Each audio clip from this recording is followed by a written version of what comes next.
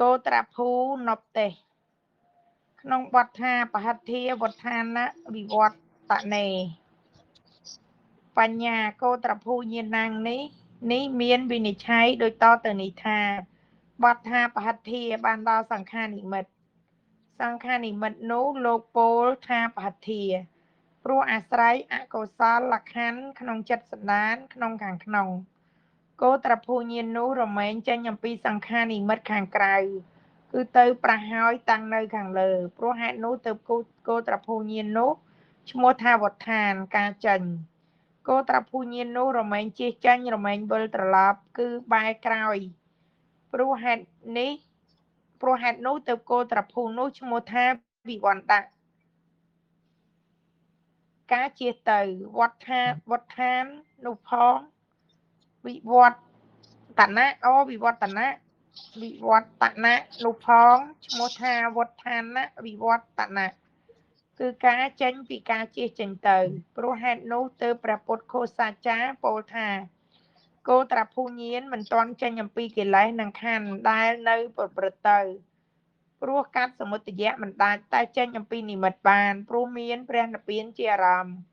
ហេតុនោះទៅឈ្មោះថាឯកតោវដ្ឋានគឺចេញពីសង្ខារនិមិត្តដោយចំណែកមួយឈ្មោះថាគោត្រាភូព្រោះគ្រប់សង្កត់នៅពុទ្ធជនកោដនិងព្រោះឈានឡើងកាន់អរិយកោដគោត្រាភូញាណនេះធ្វើព្រះនិព្វានដែលមិនមាននិមិត្តឲ្យជាអារម្មណ៍បន្ទាប់អំពីការសេពអនុលោមញាណរបស់ចិត្តដែលនឿយណាយចាកសង្ខារទាំងពួង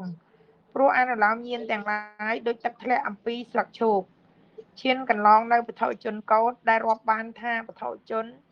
ភូមិនៃពុទ្ធជនឈានចុះកាន់កោដនៃអរិយៈដែលរាប់ថាអរិយៈ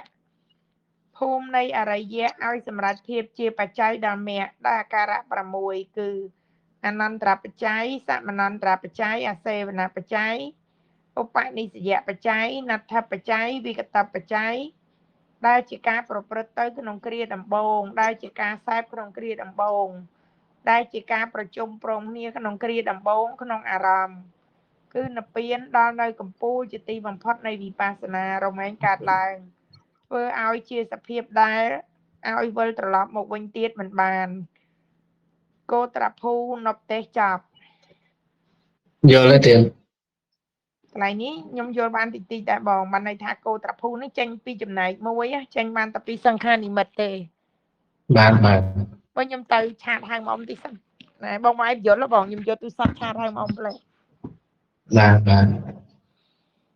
បាទការរេត្រាទៀតយល់ចាបងចាសង្គ្រប់បងយល់បានបងអីទេ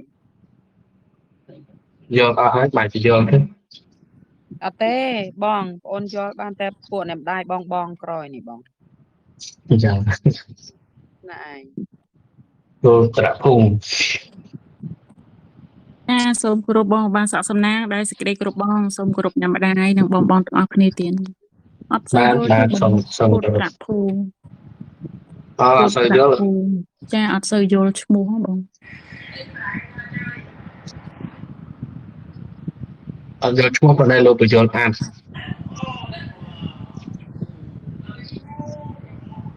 មានន័យថាពុទ្ធភូមិហ្នឹងគឺតកតងនឹងវិបស្សនាញាណដែលព្រះយុគីវចរអប់រំចម្រើនមករហូតតាមលំដាប់នៃវិបស្សនាទៅដល់អនុលោមហើយគោត្រាភូអញ្ចឹងគោត្រាភូហ្នឹងគឺចេញពីសង្ខារនិមិត្តមានន័យថាលែងមានសង្ខារជាអារម្មណ៍ទៀតហើយមន្ទីរគេទុកជាអនត្តាហ្នឹងលែងមានហើយចេញអញ្ចឹងណាចុះមានអីជាអារម្មណ៍វិញគឺមាននិព្វានមកជាអារម្មណ៍